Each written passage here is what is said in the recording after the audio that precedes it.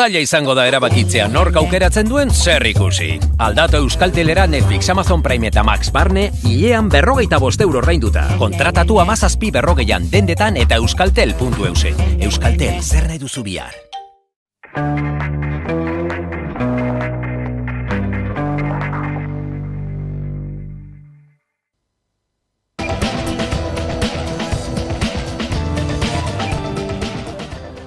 EHUko 100 ikasle zuzenbideko fakultatean elkartu dira gaur goizean Leioan, bertako irakasle baten adierazpen homofobo, faxista eta matxistak gaitzesteko asmoz.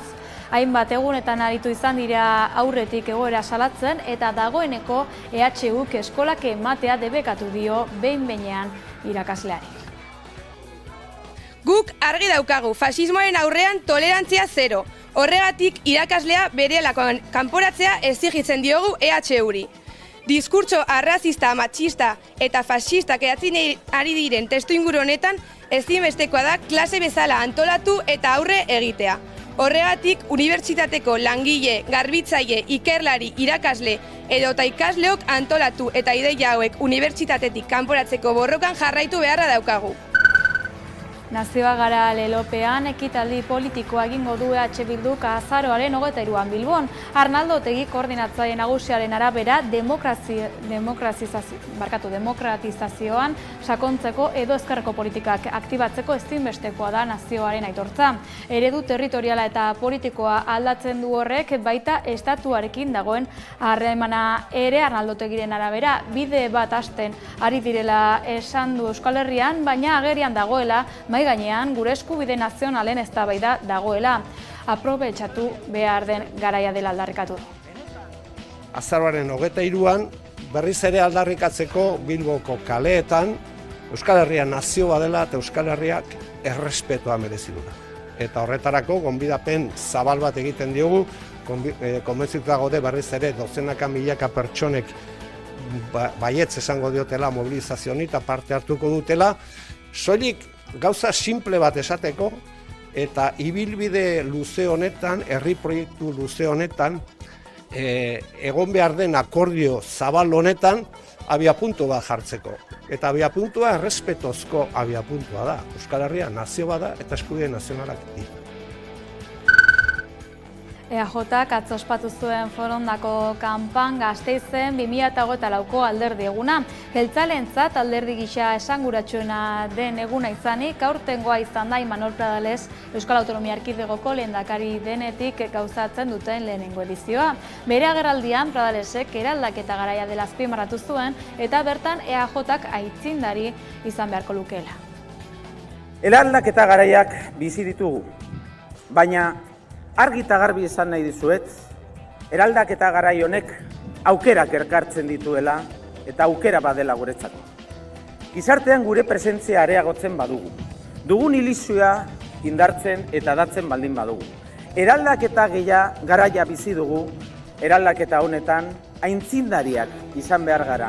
Aintzindariak Euskadiren alde. Aintzindariak gure gizartearen, gure nazioaren, gure aberriarenen alde, buru jabetzaren alde, etorkizun politiko berrirantz aurrera egiteko garaia delako, bide berriak urratu behar ditugu gure herria garatzeko, estatuetatik mugak gainditzeko, esparruen gainetik bide berriak bilatzeko. Euskaldunon borondatea erabakigarria da, Euskaldunon borondatea geldiezina da, gure eskubidea da, eskubide historikoa, euskotarren aberria, Euskadi da, gora Eusko Alderdi Jeltzalea, gora Euskadi eskatuta! Pasaden larunbatean amaitu da Donostian aurtengo zinemaldia. Aurtengoan Tardes de Soledad filmak irabazi du Urrezko Maskorra eta Chaplin Espiritu Gitanok berriz Irizar saria. 2024ko edizioak glamurrez beteta egon bada ere, Euskararen aldeko aldarrikapena plazaratzeko eta Palestinaren aldeko babesa adierazteko tokia ere izan da.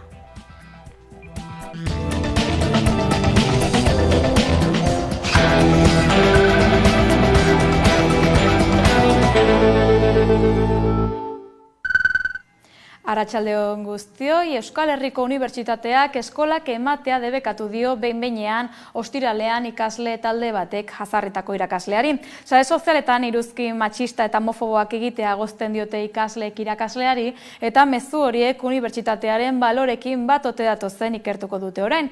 Gaur faxistak kanpora oihu artean 300 ikaslek baino gehiagok elkarretaratzea egin dute eta asanbladan komunikatu bateratua egin dute. Kontratua etetea eskatu diote EHUri. Bertan izan da Xabi Alo. EHUko Bizkaiko kampuseko zuzenbide fakultatean elkarretaratzea egin dute ikasleek gaur goizean, bertako irakasle baten mezuak salatu eta bere kaleratzea eskatzeko helburuarekin izan ere, sare sozialetan aipu matxistak eta homofoboak jarri izan ditu, baita falangearen aldeko mezuak zabaldu ere. EHUk bere aldetik adierazi duenez, irakasleak sare sozialetan jarritakoa bateraezina da unibertsitatearen kode etikoarekin eta gaurko eta ostiralerako aurre ikusita egon diren klaseak bertan bera utzi ditu. Azken egunotan bolo-bolo egon diren irudiak dira hauek. Pasaden ostiralean Leioako zuzenbide fakultateko irakasle bat segurtasun langileek lagunduta atera zen gelatik. Izan ere irakasle horrek sare sozialetan mezu matxistak, homofoboak eta falangearen aldekoak idatzi ditu eta horren aurrean ikasleek protesta egin zuten haren aurka. Ikusi genuen aurreko astean nola irakasle batek hainbat adierazpen faxista egin zituen, hainbat kolektiboren aurkakoak sare sozialetan. Egin zituen, baina gehiago eginak zituen aurretik eta horren berri izan genuen, eta nola irakasle hau hemen zuzenbide fakultatean irakasle zen, eta honen aurrean ikasleen preokupazio batetik antolatzen hasi ginen honi aurre egiteko. Gaur ere protesta egin dute fakultatearen sarreran ikasleek, irakaslearen kaleratzea eskatzeko. Guk argi daukagu, faxismoaren aurrean tolerantzia zero. Horregatik irakaslea berehalakoan kanporatzea exigitzen diogu EHUri. Diskurtso arrazista, matxista eta faxistak edatzen ari diren testuinguru honetan ezinbestekoa da klase bezala antolatu eta aurre egitea. Horregatik, unibertsitateko langile, garbitzaile, ikerlari, irakasle edota ikasleok antolatu eta ideia hauek unibertsitatetik kanporatzeko borrokan jarraitu beharra daukagu. EHUk lan poltsoen bidez kontratatu zuen irakaslea lan zuzenbidea irakasteko eta sare sozialetako mezu ez jakitun, ernaiko kide batzuek irakaslearen bulegoko atea margotu zuten eta ez dutela horrelako jarrera erreakzionariorik onartuko esan dute.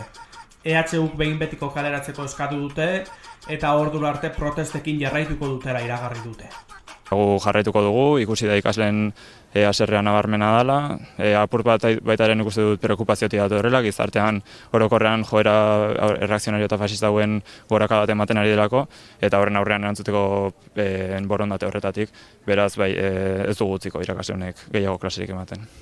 Euskal Herriko Unibertsitateak bere aldetik esan du, irakaslearen mezuak ez datozela bat unibertsitateko kode etikoarekin, eta bitartean bertan bera utzi ditu bere klaseak gaur eta ostiralean.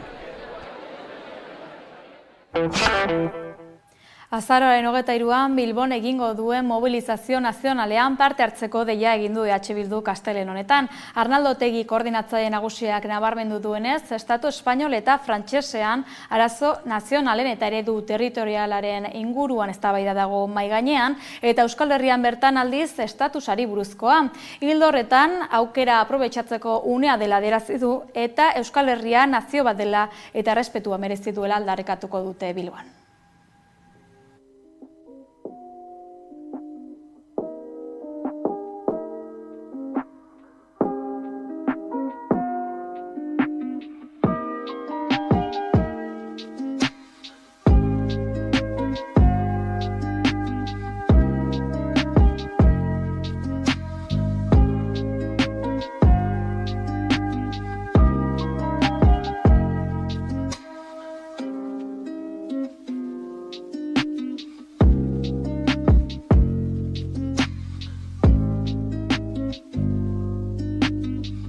Azaroaren 23an berriz ere aldarrikatzeko Bilboko kaleetan Euskal Herria nazio badela eta Euskal Herriak errespetua merezi duela. Eta horretarako gonbidapen zabal bat egiten diogu, konbentzituta gaude berriz ere dozenaka milaka pertsonek baietz esango diotela mobilizazio honi eta parte hartuko dutela, soilik gauza simple bat esateko, eta ibilbide luze honetan, herri proiektu luze honetan, egon behar den akordio zabal honetan, abiapuntu bat jartzeko. Eta abiapuntua errespetozko abiapuntua da. Euskal Herria nazio bada eta eskubide nazionalak ditu. Atzo ospatu zuen EAJak aurtengo alderdi eguna. 2024ko edizioa izan da Imanol Pradales lehendakari izendatu zutenetik jaso den lehena. Pradalesek Euskal Gizartea eraldaketa garai eta murgilduta zegoela adierazi zuen. Bada jeltzaleen kasua ere EAJaren zuzendaritza aldatzeko prozesua martxan baita, ahalik eta 2025ko martxoaren 29 eta 30ko asteburuan Donostian egingo duten 9. batzar nagusian barne organu berria berresten duten arte. Imanol Pradales Eusko Jaurlaritzako lehendakari denetik lehenengo alderdi eguna ospatu dute Forondan. Aurtengoa berezia izan da jeltzaleentzako barne prozesuaren hasiera izan delako. Izan ere hurrengo martxoaren 29 eta 30ean erabakiko dute alderdiaren zuzendaritza berria. Ikusten duzuenez, batzokiekin topera ibiliko gara datozen 6 hilabeteotan. Erronka handia daukagu. Erronka handia eta aukera handia guretzat. Parte hartu dezagun denok prozesuan. Animatu, mesedez animatu, gogotsu etor zaitezte prozesu honetara, ilusioarekin eta zure ideiekin, zuen ideiekin. Alderdia zer izango den eta nork zuzenduko duen hori, eta oso garrantzitsua da, hori zuek erabakiko duzue. Autogobernu berria izan du hizpide Andoni Ortuzar Euskadi Buru Batzarreko presidenteak ekitaldi politikoan, eta nabarmendu du urte askoan lehen aldiz, benetako aukera dagoela horretarako. Aukera bat dago, urte askotan lehen aldiz, Euskadiko gehiengo politikoa bat dator Madrilgo eragile politiko nagusiekin. Hoize da aukera, eta aprobetxatu behar dugu, ekar dezagun Euskadira autogobernu berri bat, estatus berri bat, Eusko Alderdi Jeltzaleak dena emango du prozesu horretan. Ildo beretik azaldu da Imanol Pradales lehendakaria ere. Eraldaketa honetan, aintzindariak izan behar gara. Aintzindariak Euskadiren alde, aintzindariak gure gizartearen, gure nazioaren, gure aberriarenen alde, buru jabetzaren alde, etorkizun politiko berrirantz aurrera egiteko garaia delako. Bide berriak urratu behar ditugu gure herria garatzeko. Eusko Gaztediko kidek ere hartu zuten hitza alderdi eguneko ekitaldian, egiren erreferentzialtasunari gorazarre eginda. Historian zehar, abertzaletasunak bere barnean gazte erakunde ugari izan ditu. Eusko Gaztedi sortu zenetik orain arte erreferente izan da. Egi suntxitu eta ordezkatu nahi izan zuenetak. 120 urte beranduago ordea, indarrean eta zutik dagoen gazte erakunde abertzale bakarra egi da, besteak hor dabiltza. Komunismo eta iraultza artean, erabaki nahian. Bidean galduta eta haien artean mokoka. Eusko Alderdi Jeltzaleko militanterik gazteena eta zaharrena holtza gainean zirela bukatu zen ekitaldi politikoa.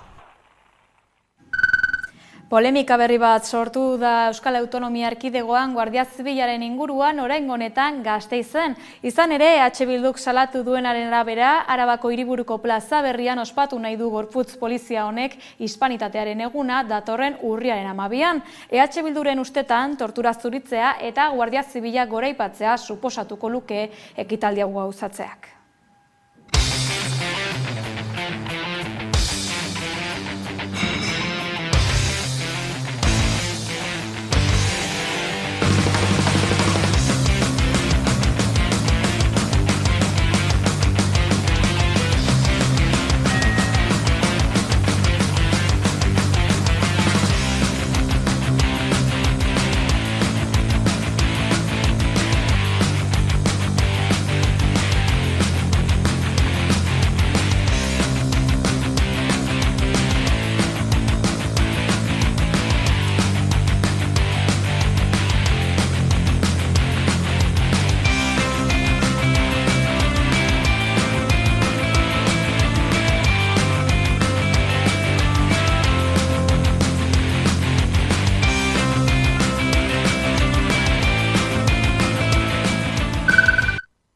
Espetxealdi luzenetarikoa jasan duen Joseba Arregi Erostarbe kalean da, etxeratek baieztatu duenez. 1982 urtean atxilotu zuten bidarten eta orain arte iraundu zigorrak. Iaz, jada 77 urte zituela, espetxera itzularazi zuten 3. gradua onartu ostean. Martutenen agortu du kondena. Etorkinekin diakite federazioak mugarik gabe migrazioak eta elkartasuna jaialdiaren lehen edizioa ospatzen duela, Hendaiako migratzaileen legez kanpoko trafikoaren kontrako bulegora deitu dituzte erakunde sozial, politiko eta sindikatuetako 7 kide. Urriaren 2 goizeko 9 talde antolatua migratzaileak Frantziar estatuan sartzen laguntzea gotzirik Hendaiako komisaldegian agertu beharko dira. 7 kide horiek pairatzen duten eta etorkizunean edozeinek pairatu dezakeen errepresioa salatzeko mobilizazioa deitu dute. Lab sindikatuak igorritako prentsaoharrean deialdi hori babesten duten 81 izenpetzaile agertzen dira dagoeneko. Elkarteak, sindikatuak edo alderdi politikoak batu dira polizia etxera deitu dituzten herritarrei sostengua adierazteko deialdi horretara. 9 gutxietan Hendaiako komisaldegian elkartzeko gonbidapena luzatu dute. Manifestazio jendetsua jaso zen atzo Elizondon osasun zerbitzu duin baten alde. 1500 pertsona elkartu ziren Baztango herri honetan azken garaietan duten lehen arreta mediku faltagatik. Antolatzaileek azpimarratu zutenez egoera zaurgarri hau beste eskualde batzuetan ere errealitate omen da. 1500 pertsona inguru bildu dira Elizondon Baztango osasunaren aldeko plataformak deitutako manifestazio historiko batean parte hartzeko. Martxa Elizondoko plazatik abiatu zen eta bizilagunen ezin egon eta haserrearen erakusgarri izan zen. Baztan, Urdaztubi eta Zugarramurdin kalitatezko osasun sistema publiko euskaldun eta duina eskatzeko. Plataformako kideek adierazi dutenez, azken urteotan ikusi dute haien familia medikua behin baino gehiagotan aldatzen ari zela, egoeraren ezegonkortasuna agerian utziz. Argi utzi nahi izan dute haien egoera ez dela kasu isolatu bat, beste eskualde batzuk ere egoera berdinean daudelako. Hizkuntzaren inguruan mintzatu dira ere, euskara 2. mailan usten dutela seinalatuz. Honen harira, euskaraz hartatuak izateko eskubidea azpimarratu dute. Azaldu dutenez, egoera benetan larria da Elizondoko osasun arloan. Hilabeteak baita aramatza medikuen falta pairatzen. Urdazubin udan zehar hainbat egun egon dira larrielditako medikurik gabe. Elizondon mediku bakarrarekin egon dira udasoan eta orain mediku titularrik gabe daude, zioten bildutako jendetzaren aurrean. Izan ere, joan den irailaren 13 Elizondo mediku titularrik gabe geratu da, eta osasun arduradunek konponbideak eskaini dituzten arren, uste dute konponbideek ez dituzela herritarren beharrak betetzen. Azkenik protesta dituzutenek sistema egonkor bat aldarrikatu zuten, ezagutzen dituen mediku bat eskatuz. Azkenik eskerrak eman dizkiete osasun etxeko langilei, beren egun libretan lan egiten ibili direlako. Eta argi utzi dute mobilizazioekin segituko dutela denendako izanen den kalitatezko osasun sistema publiko duin bat lortu arte. Espainiako Osasun Ministeritzak asteburu honetan argitaratu ditu 2023an estatu mailan gauzaturiko borondatezko haurdunaldi etenduren datuak. Hego Euskal Herriari dagokionez, pasaden urtean borondatezko 5.269 abortu egin ziren. Azpimarratzekoa da prozesu hauen 84% sare pribatuaren barne jaso zirela, legeak sistema publikoaren barne egitea bermatzen badu ere. 2023an borondatezko 5.269 abortu erregistratu ziren Hego Euskal Herrian, Espainiako Osasun Ministerioak larunbat honetan argitaratutako haurdunaldiaren borondatezko etenduren estatuko erregistroan jasotzen denez. Abortu gehien Bizkaian egin ziren, 2.282 guztira, eta ondoren Gipuzkoan, 1.188 erregistratu baitziren. Nafarroan aldiz 2023ko datuen arabera 1.054 egin ziren, eta Araba izan zen abortu gutxin kontatutako lurraldea 745. Adintarteari dagokionez gehienek 20 eta 34 urte bitartean zituzten. Kopuru txikiena 15 urtetik beherakoen artean dago, 6 aborturekin, eta 44 urtetik gorakoen artean 32 abortu kontatu dira. Bestalde azpimarragarria da abortu gehienak ospitaletik kanpo egin zirela kanpoko zentroetan, 94,3, 10etik 9 dira horiek. Hori ala abortuen 5,6 bakarrik egin ziren ospitaleetan. Abortatzeko ospitale hautatu zuten gutxi horien artean gehienak ospitale publikora joan ziren, eta gutxi batzuk 15,4 pribatura. Ostera haurdunaldi denborari dagokionez emakume gehienek 3.300 haurdunaldiko 8 aste edo gutxiagorekin abortatu zuten, eta zer dela eta? Bada 3.998 emakumek beren borondatez abortatu zuten. 158 fetuaren anomalia larriengatik, 51 haurdunaren bizitza edo osasuna arrisku larrian egotegatik, eta 28 bizitzarekin batera ezinek diren fetuaren anomaliengatik edo gaixotasun oso larri eta senda ezinegatik.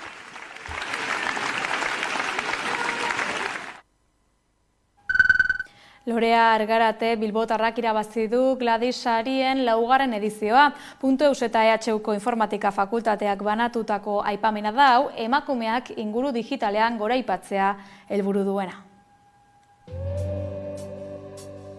Lorea Argarate Zubia Bilbotarrari eman diote 4. Gladys saria. Hoi bezala .eus eta EHUko informatika fakultatearen eskutik jaso du garaikurra. Epaimaiak aho batez hartu du erabakia eta haren ibilbideko hainbat alor azpimarratu ditu. Batez ere ekintzailetasuna. Telekomunikazio ingeniari ikasketak ditu eta Tazebaez kooperatibako ekintzailea da. Gaur egun hezkuntza arloko berrikuntza eta digitalizazio prozesuetan dihardu. Egia da, niretzat oso garrantzitsua dela hezkuntzan ere inpaktua sortzea, eragitea, teknologia fin on baterako erabili behar dugula, teknologia ez dela neutroa, eta orduan horrek batzutan txapa horiek sartzea asko gustatzen zait, eta niretzat hor dago benetako inpaktua, eta gustatuko litzateke hemen Euskal Herrian guk ere bai horrelako ezagutza ukitzea, eta gazteek ere bai erabakitzeko jakintza hori izatea, orduan niretzat hori ahalbidetzea, niretzat ametsetako lana. Lorea Argarateren komunikazio eta divulgazio lanak ere nabarmendu ditu epaimaiak. Zientzia eta teknologiaren inguruko elkarrizketa eta solasaldietan parte hartu du zenbait hedabideetan. Bloke kateak, pentsamendu konputazionala, hezkuntza eta ingurune digitala eta estime eta emakumen inguruan hitz egin izan du besteak beste. Epaimaiak Lorearen komunikazio gaitasuna goraipatu du. Era berean askotariko proiektutan hartu du parte Loreak, emakumeen bokazioa sustatzeko inspira estimen eta kaixo mundua hezkuntza proiektuan kasurako. Baina musikaria ere bada eta saria jasotzerakoan azaldu duenez musikatik iritsi zen teknologiara. Kuriosidadeak beti eraman nau teknologia munduan murgiltzera. Argaratek ilusioz jaso du saria eta emakumeak teknologian egoteko beharra aldarrikatu du. Horra hor Gladys sariaren garrantzia, lehiaketak euskal ingurune digitaleko edozein arlotan lan egiten duten emakume gazte berritzai eta euskaldunak bilatzen ditu. Mundu teknologikoan erreferente berriak sortzeko eta gazteenen artean estin bokazioak sustatzeko asmoz. Israelek Libano erasotzen jarraitu du pasaden asteburuan ere. Beirut erdialdea bombardatu ez ezik, herrialde, ekialde eta hegoaldea ere erasotu ditu. Gainera, Hizbulako burua Hassan Nasrallah hil zuen Beiruten eta azken orduetan Hamasek Libanon duen burua ere erail dute bombardaketetan.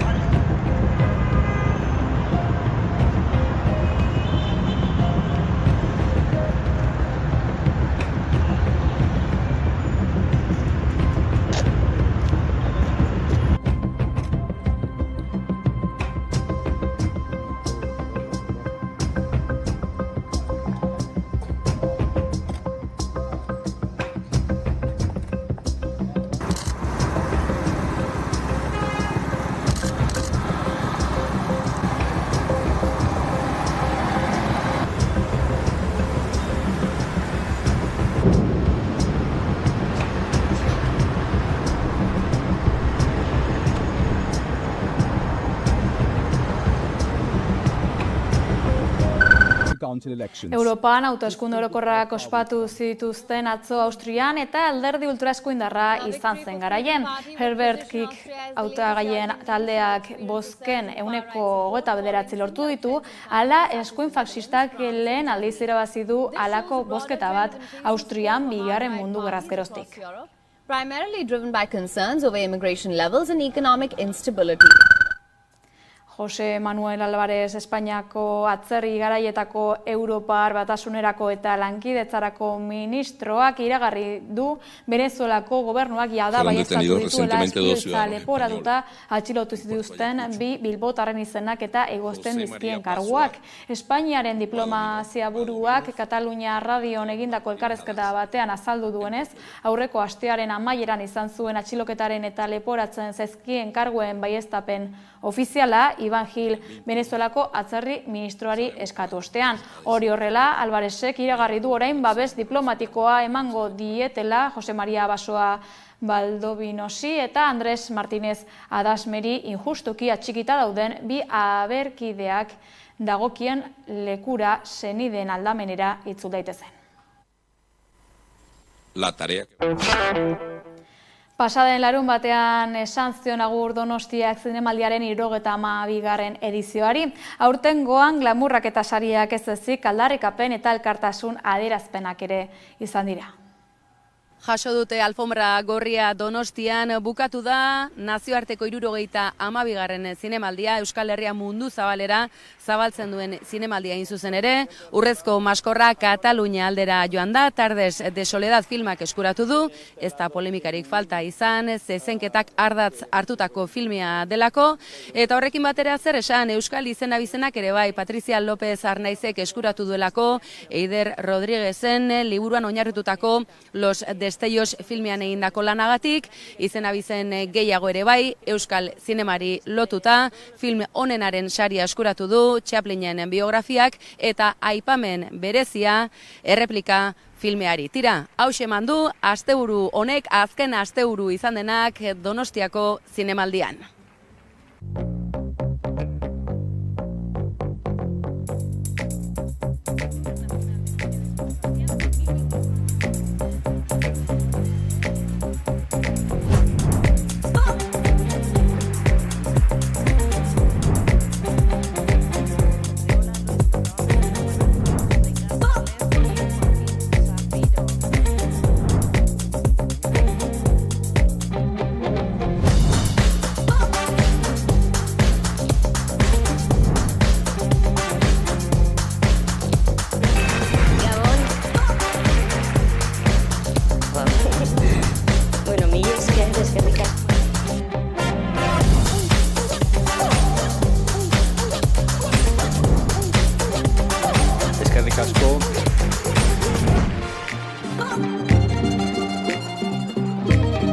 Hau, Zikuñadako ama Virginia da.